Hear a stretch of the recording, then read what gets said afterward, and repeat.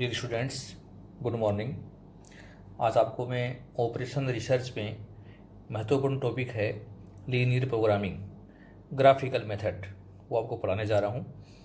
मेरे कल के लेक्चर में मैंने आपको लीनियर प्रोग्रामिंग में उसका इंट्रोडक्शन बताया था कि किस प्रकार से रेखाचित्र विधि में हम हमारी समस्याओं का समाधान करें। स्टूडेंट्स, आपने कल पढ़ा कि लीनियर प्रोग्रामिंग में दो मेथड हैं, एक है ग्राफिकल मेथड और दूसरा है सिंप्लेक्स मेथड। दोनों विधियों को हमें पहले समझना आवश्यक है।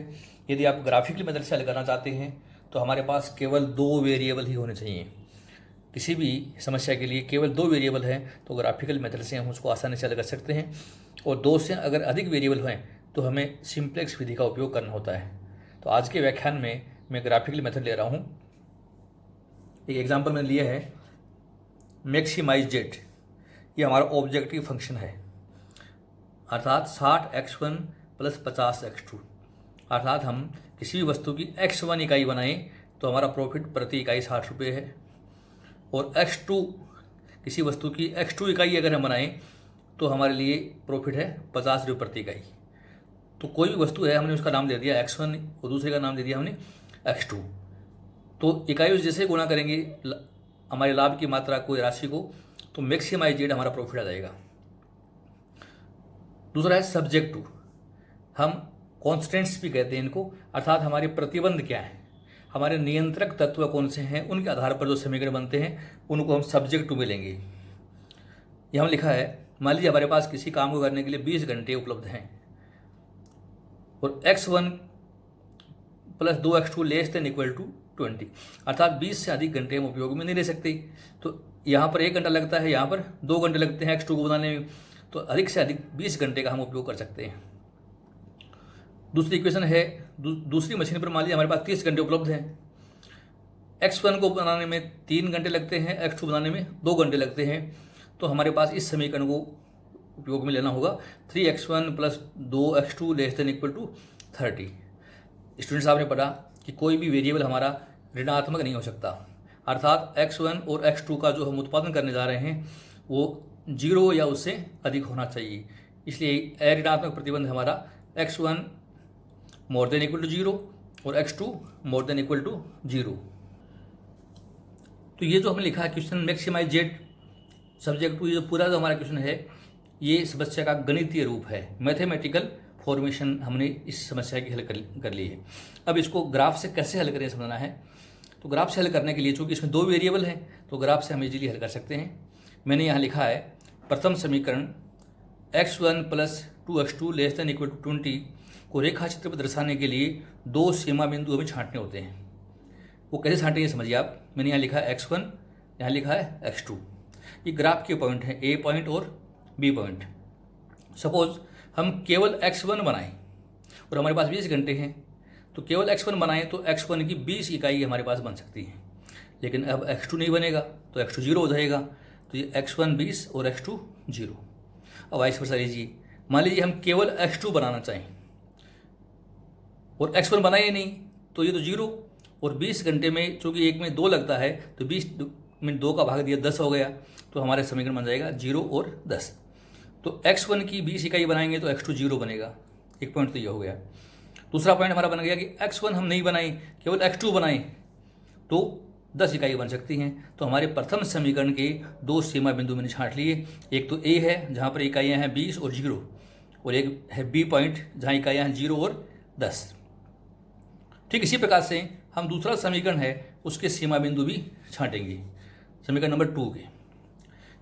आप देख रहे हैं समीकरण में हमारे पास अधिकतम 30 घंटे उपलब्ध हैं और हम केवल x1 इकाई बनाएं। हमने लिखा है कि x1 का गुणांक 3 है, तो केवल x1 बनाएं तो 10 इकाइयाँ बन सकती हैं। लेकिन अब x2 नहीं बनेगा तो x2 0 हो गया। या मान लो हम केवल x2 बनाएं, x1 बनाए नहीं, तो x1 0 और 30 में 2 का भाग दीजिए 15, तो 0 15। स्टूडेंट, आप समझेंगे होंगे कि अगर हम ओनली 1 आउटपुट करें, केवल एक उत्पादन करें, तो केवल x1 बनाएंगे तो x1 हमारा पास हो जाएगा 10। 30 में 10 का भाग दिया 10, तो ये 10 0 हो गया। और केवल x2 बनाए, x1 बनाए नहीं, तो ये 0 और 15। तो हमारे पास 2 पॉइंट और आ गए, C और D। C पॉइंट पर हमारा उत्पादन है 10 और 0, और D पॉइंट पर है 0 और 15। अब रेखाचित्र विधि से हम इसको कैसे हल करें ये अपने को समझना है। रेखाचित्र विधि से हल के लिए हमने दो लाइनें खींची हैं। एक तो लिया हमने OX1 और हमने लिया है एक OX2। दो हमने लाइनें ले ली हैं। इन दोनों लाइनों पर हमें हमारी इक्वेशन बनाना है। कैसे बनाएं ये अपने को समझना है। मैंने हमारे आउटपुट को कुछ इकाइयों में बांट के दिखा रहा हूँ। जैसे मैंने यहाँ लिखा यूनिट्स 5, मैंने यहाँ लिखा यूनिट्स 10, मैंने यहाँ लिखा 15 और मैंने यहाँ लिखा यूनिट्स 20। एक समान अंतराल पर मैंने इकाइयाँ लिख ली हैं। ठीक इसी प्रकार से मैं यहाँ लिख रहा हूँ इस जगह पर इकाई 5, यहाँ 10, यहाँ 15 और यहाँ 20। तो स्टूडेंट्स हमने एक स्केल ले ली है। आप ग्राफ पेपर पर भी इसको बना सकते हैं। अब हम पॉइंट देखने हैं। हमारा पहला पॉइंट जो था पॉइंट नंबर ए जो पॉइंट मैंने आपको बताया था वो ए पॉइंट है हमारा 20 0 और बी पॉइंट था 0 10। ये हमारे पॉइंट जो थे हमने छांटे हैं। हमारा सी पॉइंट था 10 0 और डी पॉइंट था हमारा 0 15, जो कि आपने दोनों समीकरणों के आधार पर हमने माने थे। अर्थात ये x1 के लिए था और ये x2 के लिए था।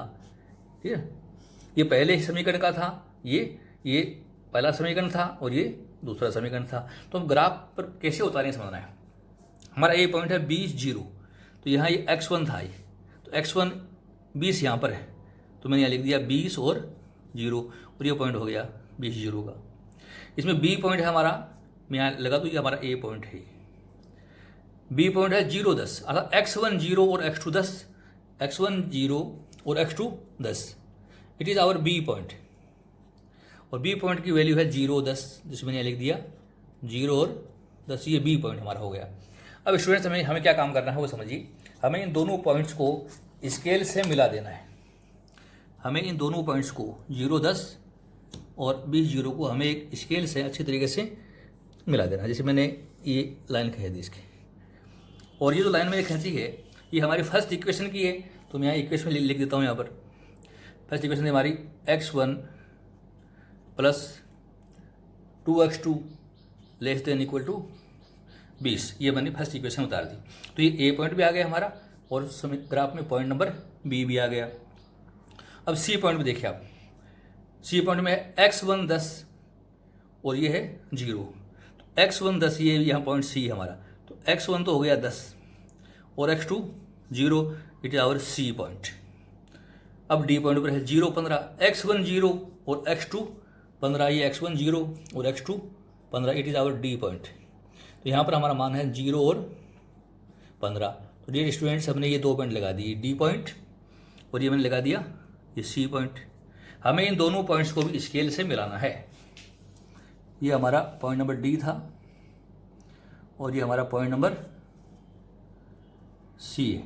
डी एंड सी पॉइंट को मैंने स्केल से मिला दिया।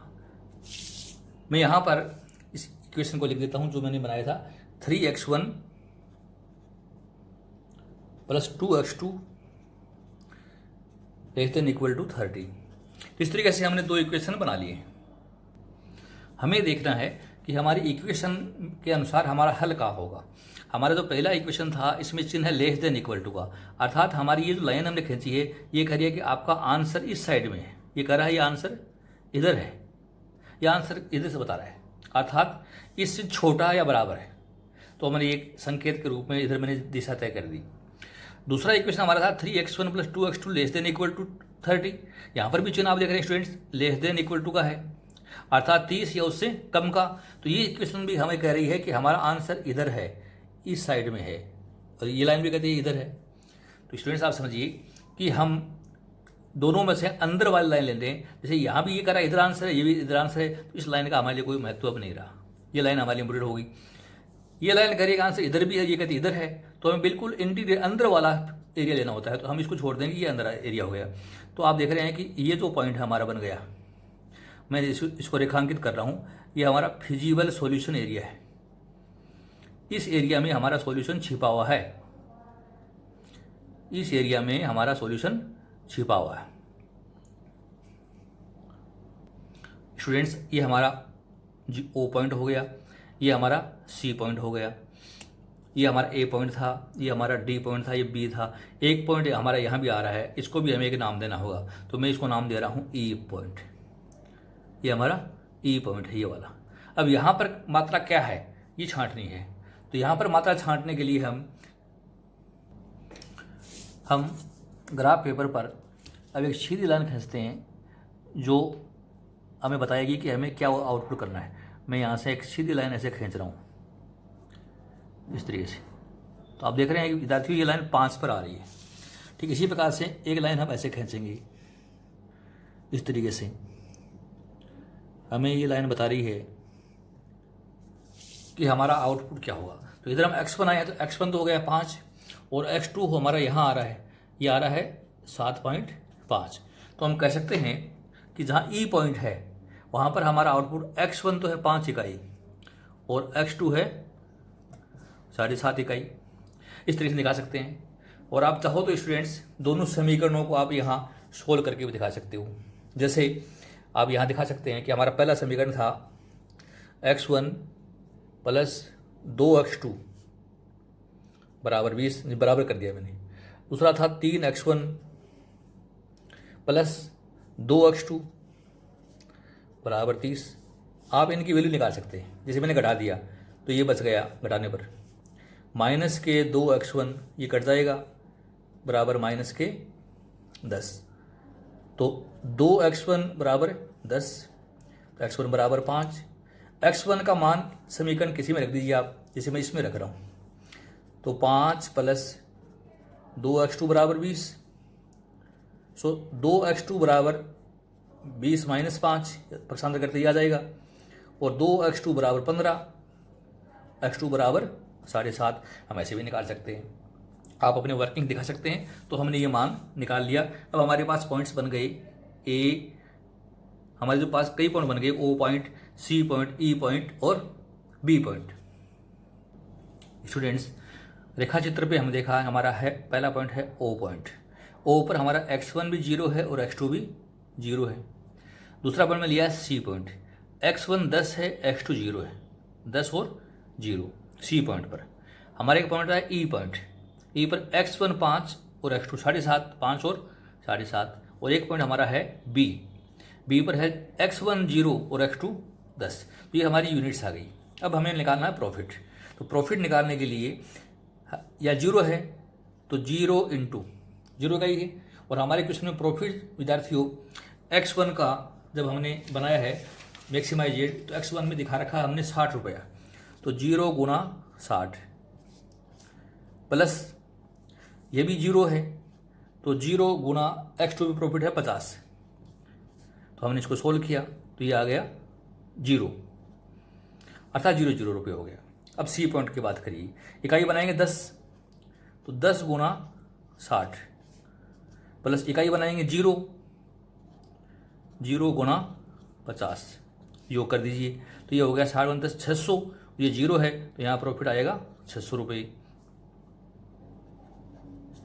तीसरी स्थिति में आ जाइए। यहाँ पर इकाई है 5 गुना 60, इकाई है 7.5, 7.5 गुना 50 बराबर कर दीजिए। ये हो गया 675, अर्थात 300 और 375 675 रुपये।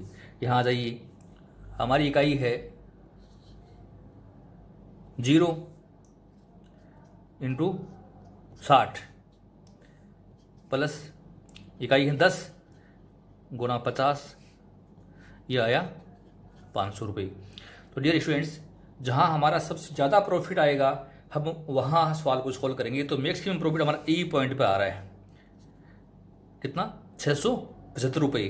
तो हमारी कंपनी को क्या काम करना है, x1 की हमें 5 यूनिट्स बनानी है और x2 की हमें बनानी है 7.5 यूनिट्स और z इक्वल टू हमारा होगा 675 रुपये।